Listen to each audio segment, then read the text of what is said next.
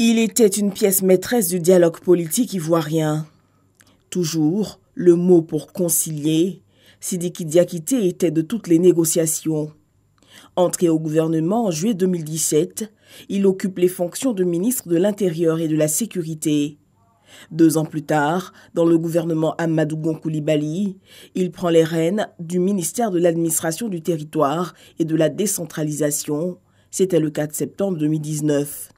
Ancien préfet hors grade d'Abidjan, Sidiki Diakité a été préfet de Touba de 2007 à 2010, puis préfet de la région des montagnes et du département de Mans. Homme de dossier, collaborateur dont on vantait l'efficacité, Sidiki Diakité part, comme il l'a toujours vécu, à la tâche, discret, réservé.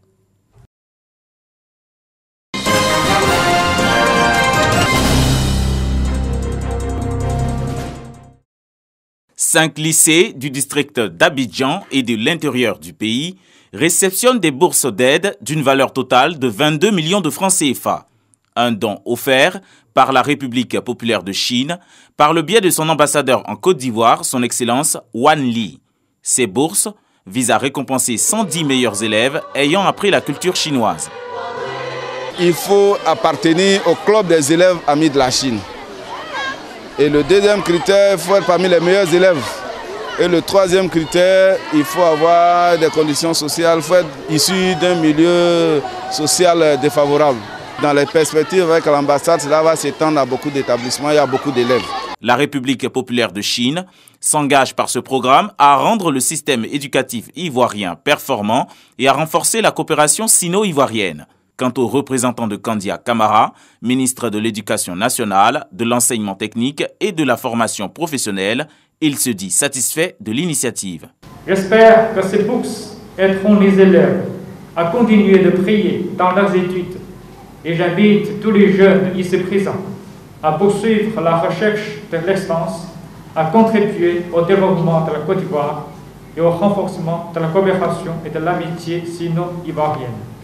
Madame le ministre me charge également de vous traduire en des termes particulièrement choisis sa reconnaissance à la République populaire de Chine que vous représentez si dignement en Côte d'Ivoire pour son engagement à nos côtés en vue d'une école ivoirienne performante. En 2019, 3 établissements scolaires ont bénéficié de 30 bourses d'une valeur de 12 millions de francs CFA de la part de la Chine, comptant pour la première édition du projet.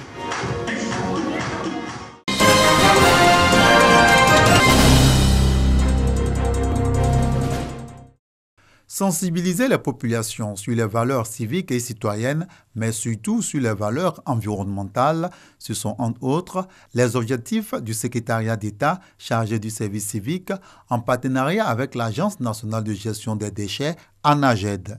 Est initiée une journée du civisme et de la salubrité.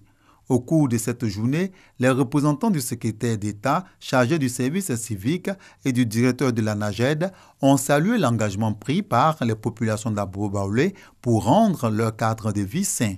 Selon eux, Abobo-Baoulé fait partie des modèles des cités les plus propres d'Abidjan. Ils exhortent les citoyens au changement de comportement en adoptant les bons gestes, quel que soit l'endroit. Nous demandons aux populations d'éviter de jeter les ordures dans la rue. Lorsque nous avons nos déchets, nous devons rechercher une poubelle.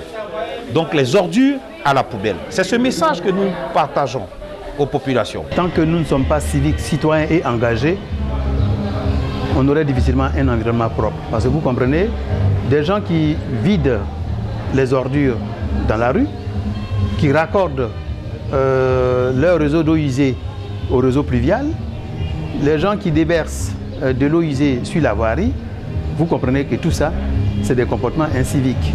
Au terme de cette cérémonie, du matériel de salubrité et des kits sanitaires ont été remis au comité environnemental et de lutte contre la salubrité de la cité d'Abobo-Baoulé.